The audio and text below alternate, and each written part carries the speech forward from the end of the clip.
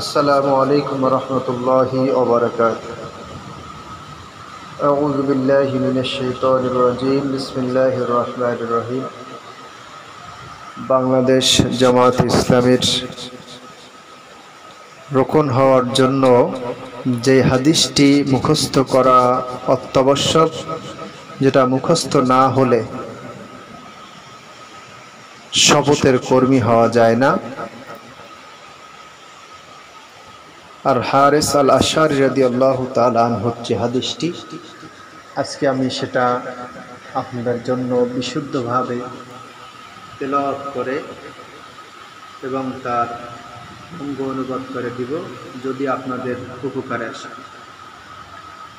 হাদিসটি আনিল হারিস আল আশআরী রাদিয়াল্লাহু তাআলা আনহু আন্না রাসূলুল্লাহ সাল্লাল্লাহু আলাইহি ওয়াসাল্লাম قال أنا آمركم بخمس الله أمرني بهن بالجماعة وبالسمع وبالطاعة والحجرة والجهاد في سبيل الله فإنه من خرج من الجماعة قيد شبر فقد خلا ربقة الإسلام من عنقه إلا أن يرجع ومن دعا بدعاء الجاهلية فهو من غثاء جهنم.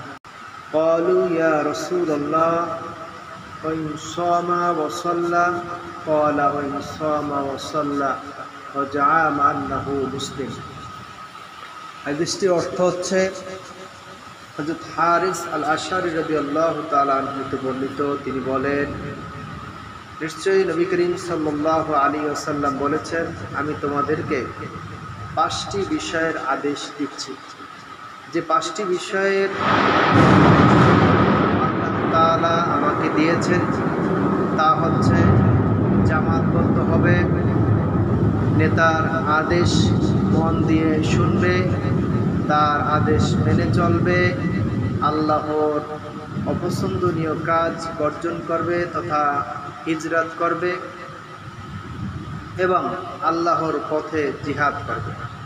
যে ব্যক্তি ইসলামী সংগঠন ত্যাগ করে 1 বিঘা পরিমাণ দূরে সরে গেল, সে নিজের গর্দান থেকে ইসলামের রশি খুলে ফেলবে যতক্ষণ না সে সংগঠনে ফিরে আসে।